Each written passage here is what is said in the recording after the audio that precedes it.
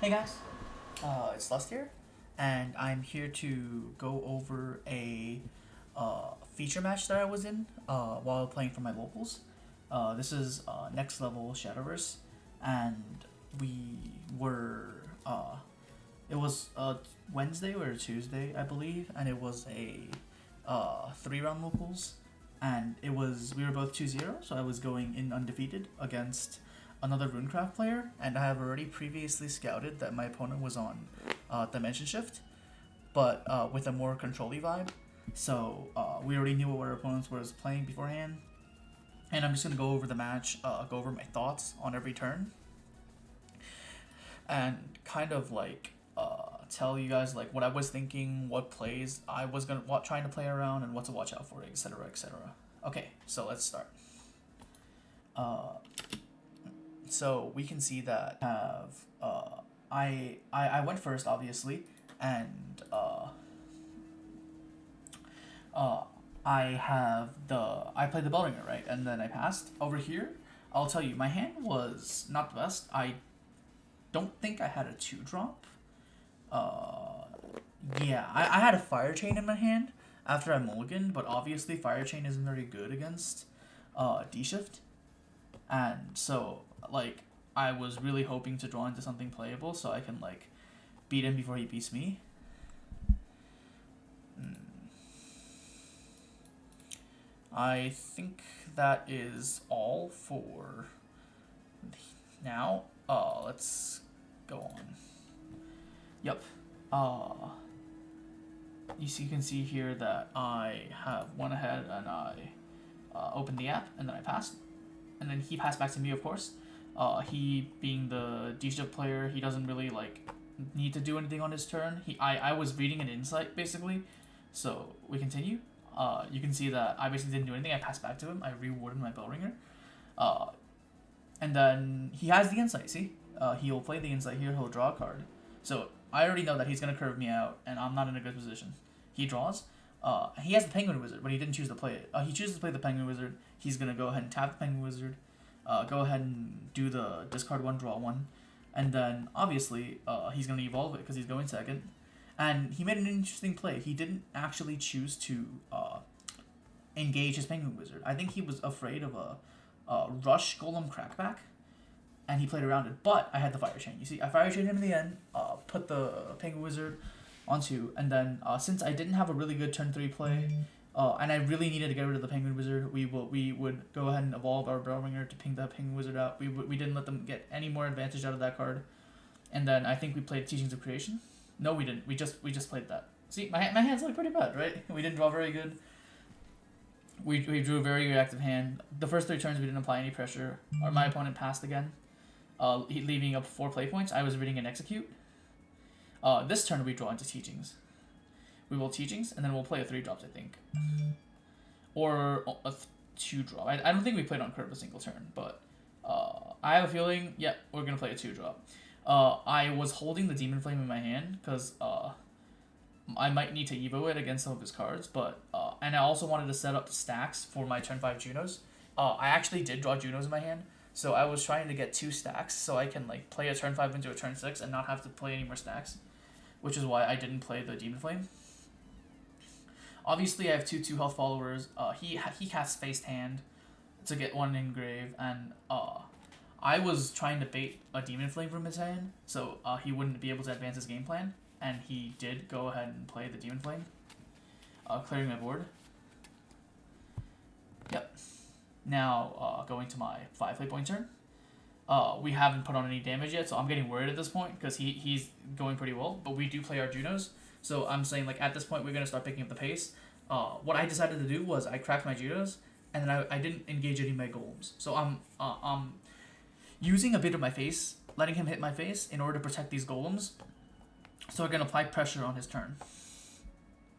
Seeing that, my opponent read Junos for a bit, and then decided that the best move was just to go ahead and play an execute on it, which was very smart. He didn't let me get any more advantage out of this card. He saw that I can continuously produce golems for free, and he was like, I'm going to stop that. So Junos is gone. We only got it for 1 turn. Very unfortunate, but at this time, Junos did buy us the time for our golems to be able to swing. We took 4. Now we're at 16 to their 20. and then they play Bellringer. Okay, this is the turn we engage. We start fighting back. I contemplated a while what I was gonna do, but I ultimately decided that I was gonna go ahead and play a Demon Flame Mage line.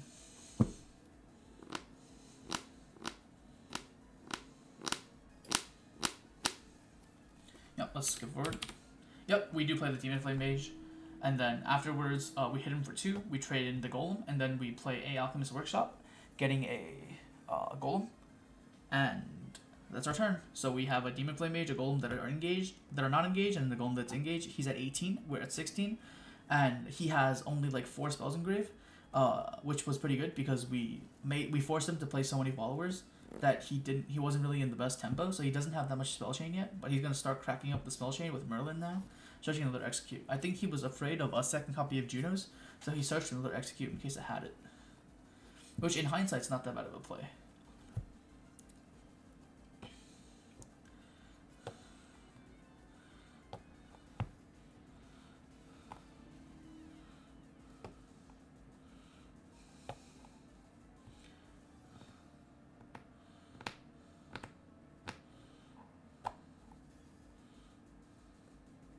So he's going to evolve the Merlin and recast the Fate's Hand in his graveyard to go ahead and draw 2 more cards, and then he's going to pass into the Golem. I think it's a pretty big mistake there that he didn't try to clear more of my board. Instead, he went to become greedy, because had he have played the Wind Blast and recasted the Wind Blast, I think I would have been in a lot worse position. Because now I get to swing 4 face at him, and this Merlin's obviously going to get cleared. So we're going to go to my turn.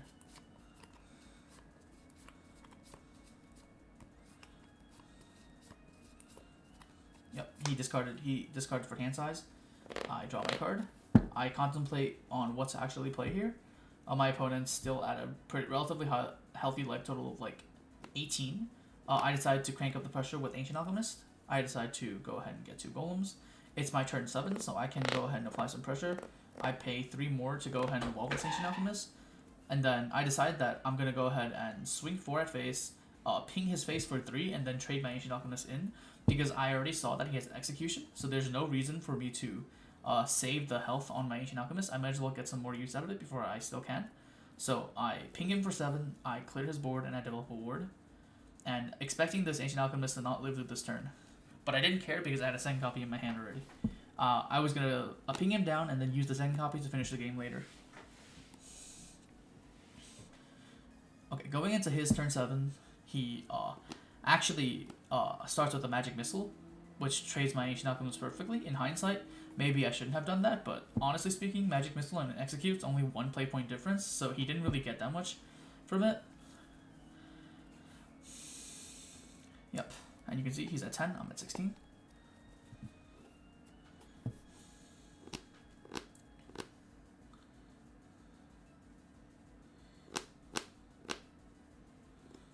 He has a Fire Chain in his hand. And he has a second Merlin, I think. Yeah, his hand is full of cards. With 4 play points left, I think what he ends up doing is just embracing my card. Or executing. It was one or the other. Yeah, I think he's going to play the Embrace now. Oh, he did. Yeah, it's a quick effect, so he's saving it. But when my Demon Flame swings, he's just going to embrace it. Yep. I had a feeling that was going to happen, so I just swung with it first to see if I can bait it out. And then this turn, I decided that I couldn't kill him with my second Alchemist, so I left him. I would try to burn a bit more before I get the damage in. So I decided to point 3 points of damage with the Demonic Strike at his face, putting him in range of my Alchemist now.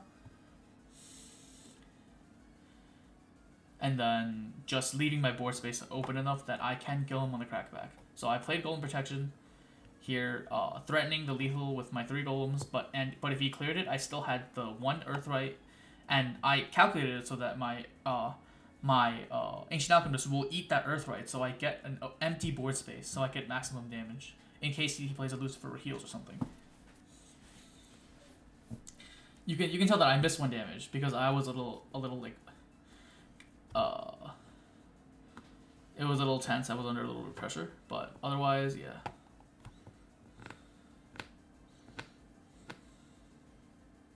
Yeah, my opponent was asking why they're at 4 health, and I showed him the golem protection. So he decided to play Penguin Wizard. He wanted to draw into a Mythical Golem to clear my board. So that was his like last ditch effort. He didn't draw into it. So he's like, ah, damn, I think I lose now.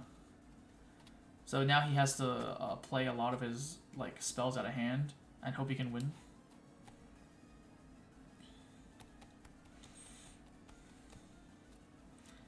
Yeah, this is when I knew like the game was basically over. Because if he's struggling that hard to clear some 3-4 golems, he definitely doesn't have combo in his hand. He plays 2 to clear one, to put a golem down to 2, and then he plays Merlin. He's gonna recast the Wind Blast to kill one of my golems, I think. And he's gonna search up a shift here, I think.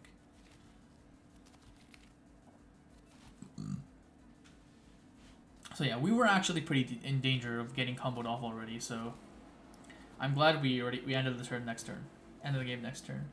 He searches up a shift, and he actually does have enough spells in grave where he can actually viably cast the shift next turn. So if I let him live, like I could have been in a bit of trouble here. Obviously, he's gonna swing into one of my golems, and then he's gonna recast Wind Blast on one of the golems.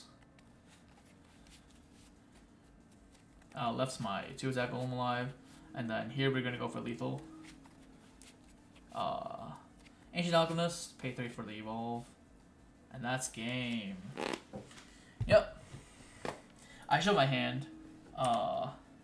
In the end here, it was Crafty, Demon Flame, and Crafty. So we got there with the last bit of damage, and we managed to win the game. So I hope you enjoyed this commentary.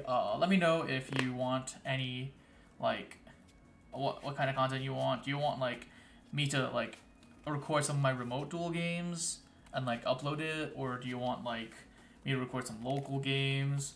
Cause like I honestly don't mind, cause I also made some new decks. So if you like want me to play locals with like, I have Aggro Abyss right now. I have Haven. I have like Sword. I obviously have Earthright. So I don't know. Depends on what you guys want. I can like provide you with like some content. So make sure to like, comment, subscribe, and thank you very much. Have a nice day.